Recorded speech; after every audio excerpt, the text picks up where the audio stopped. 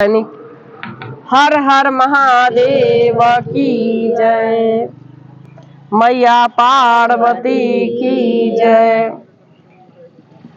जब पूजा होता है तो हवन क्यों करते हैं, यज्ञ क्यों करते हैं? जैसे भागवत कथा हुआ, शिव महापुराण कथा हुआ, रामायण हुआ, कथा हुआ, तो लास्ट में हवन करते हैं। लास्ट में हवन करते हैं। वो हवन क्यों करते हैं? जब हम पूजा करते हैं तो जब तक हवन नहीं करते तब तक हमें वो फल प्राप्त नहीं होता। फल प्राप्त करने हेतु ही हम लोग हवन करते हैं, क्योंकि जब तक सुन रहे हैं तो अधूरा है, कोई चीज अधूरा है। जब हवन करेंगे तो एक तरह से वो बैठाना होता है कि हवन करके आपको अर्पण कर दिया, हवन करके आपका पूजा आपको अर्पण किया है। उनको अर्पण करके और फिर हम फल के अधिकारी बनते हैं। जिस तरह से माला जाप करते हैं और माला के दक्षांश हिस्सा हवन नहीं करते तो कोई फल प्राप्त नहीं होता। जब तक माला जप के दक्षांश हवन नहीं करते, मतलब 100 माला किए, 100 किए तो 10 मंत्र से उनको हवन करना है, तो हमें पूर्ण फल प्राप्त होता है।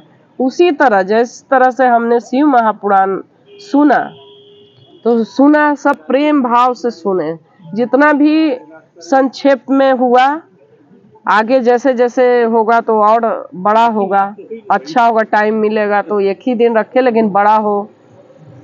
तो जो भी हम सुन रहे हैं अब इतना प्रेम से सुने, 2-2, 3-3 किलोमीटर से दूर लोग आके कथा सुन रहा है, और कथा सुनने के बाद जब हमें प्रसाद नहीं मिलेगा तो हमें कैसा लगेगा? प्रसाद के लिए ही हम इतना दूर से आ रहे हैं ना, कि बाबा का हमें प्रसाद मिले। अब प्रसाद तब मिलेगा जब हम उनको प्रेम पूर्वक सारा अर्पण करेंगे, हवन करेंगे। हवन जब करेंगे तो हमें वो आशीर्वाद देंगे। हवन के द्वारा ही भगवान आशीर्वाद देते हैं। जैसे पहले किसी को बच्चा नहीं होता था तो ऋषि महात्मा के पास जाते थे और कहते थे कि प्रभु मेरे घर में बालक नहीं है, तो उसके यहाँ आके साधु लोग हवन कराते थे। हवन में फल देते थे या खीर देते थे कि जाइए राजन इस अपनी पत्नी को दे दीजिए तो बच्चा हो जाएगा। या किसी को जब कष्ट होता था तो लोग ऋषि महात्मा के पास जाते थे और बोलते थे कि हमारे को धन वैभव की कमी है या दुश्मन घात लगा के बैठा है, हम सुख नहीं है, तो ऋषि महात्मा उनके घर आके यज्ञ करते थे, यज्ञ हवन करते थे, तो उनका सारा कष्ट दूर हो जाता था। इसी तरह कहते हैं कि जब भी हम हवन करते हैं तो हमारा स्वीकार होता है। अब उनको प्रेम पूर्वक हमें भोजन कराना है। आपने पहले भी कथा में सुना है कि हवन के द्वारा भगवान ग्रहण करते हैं शक्ति। जब हम हवन करेंगे तो भगवान वो ग्रहण करेंगे शक्ति, उनको एनर्जी मिलेगा। जो हम अंदर देते हैं हवन में खाना भगवान के, वो भगवान लेते हैं। ऐसे जो हम भोग लगाते हैं वो आशीर्वाद भाव से कहते हैं कि भगवान ले लीजिए, लेकिन वो हमें प्राप्त तब होता है जब हम अग्नि में समर्पण करते हैं, जब हम हवन के द्वारा भगवान को देते हैं। कैसे कि पार्वती माता के जब भगवान और भोलेनाथ माता पार्वती के साथ थे और शयन कक्ष में काफी दिन बीत गया, तो देवताओं के द्वारा उनको बुलाया गया भगवान के, तो उनका पति पत्नी का संभोग नष्ट हो गया था, तो शंकर जी का वीर पृथ्वी पे गिर गया था। इसीलिए वो पार्वती जी श्राप दिए थे कि आज से कोई देवता भोजन नहीं कर पाएगा। तुम लोग बहुत दुष्ट हो जो एक पति पत्नी को सहवास में भंग किया है। और जिस तरह से तुम भगवान का वीर्य तुमने अपने मुंह में उठाया, उसी से अब तुम भोजन करोगे। अग्नि उठाया था वीर्य को, तो अब अग्नि के द्वारा ही तुम लोग, जो अग्नि में डाला जाएगा वही तुम लोग खाओगे। कभी भी ना तुम लोगों को संतान होगा। माता पार्वती जी श्राप दिए थे। इसीलिए जब हम हवन करते हैं तो हवन में उनको भोजन मिलता है, भगवान को बल मिलता है। जब राक्षस आता है तो सबसे पहले हवन ही रोकता है ना, कि हवन मत करो, भगवान के नाम मत लो, क्योंकि नाम से भी शक्ति जाती है और प्लस हवन से भी उनको भोजन पहुंचता है, शक्ति पहुंचता है। हम लोग खाएंगे नहीं तो बल मिलेगा? 2-4 दिन में ही टन बोल देंगे। उसी तरह जब भगवान को हवन पूजा नहीं होगा तो भगवान को शक्ति नहीं मिलेगा। अभी कितने भारतवर्ष में सारे साधु महात्मा बैठे हुए हैं जो तपस्या करते हैं, हवन करते हैं। कई जगह है डेली सुबह शाम भी हवन होता है। कई लोग घर में भी है जो सुबह टाइम नहीं मिलता तो शाम में हवन करते हैं, लेकिन बिना हवन के खाते नहीं है कि हम खा रहे हैं, हम भगवान को नहीं देंगे। हवन का इतना महत्व है कि हवन के बिना बहुत लोग खाना भी नहीं खाते हैं। जिनको ये सब नॉलेज है वो करते हैं अभी भी। तो जब हम कथा सुने और हम हवन करेंगे तो हमारा पूर्ण रूप से शिव महापुराण का फल प्राप्त होगा। कथा सुनने के बाद पूरा फल प्राप्त होगा। जब हवन में बैठ के और उस समय वहाँ उनको अर्पण करेंगे भगवान को प्रसाद, और उसके बाद हम प्रसाद ग्रहण करेंगे तो हमें पूरा फल प्राप्त होगा। भगवान के भाव से हमें हवन पूजा करनी है। समझ रहे हैं? और कोई क्वेश्चन आओ हवन उवन ला पूछ सकते हैं अभी? नहीं, यही हवन का मतलब है। और कुछ पूछ लीजिए, मतलब मन में डाउट अगर हो तो कोई चीज पूछ सकते हैं हवन के लिए। ये हवन मतलब जो चीज है हवन में, बस भगवान देवता सब खाते हैं हवन के द्वारा, हमें प्राप्त होता है। अगर यही करते करते अगर हम 100 कर ले हवन यहीं पर, अगर शिवलिंग के पास, तो अश्वमेघ यज्ञ का फल प्राप्त होगा। अश्वमेघ यज्ञ का फल प्राप्त होगा 100 यज्ञ कर लेंगे तो। शिवलिंग के सामने अगर 10 भी करेंगे तो 100 के बराबर हो जाता है। शिवलिंग के सामने अगर हमने कथा सुना है तो साक्षी प्रभु है, ज्योत साक्षी है। कहते हैं ना कि दिया जला के जप करो या कथा सुनो तो अग्नि देवता साक्षी होते हैं।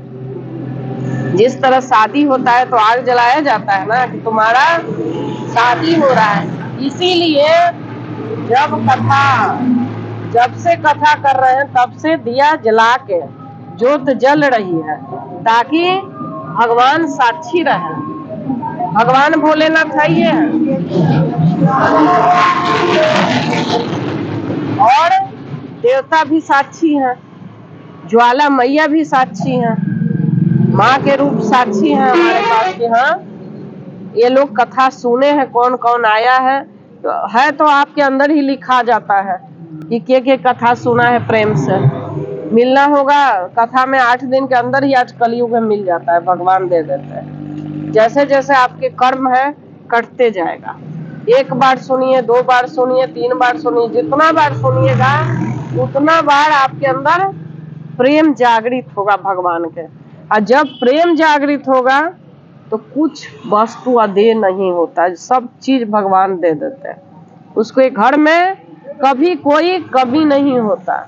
भगवान इतना देते हैं कि संभाल नहीं पाता इंसान, इतना देते हैं।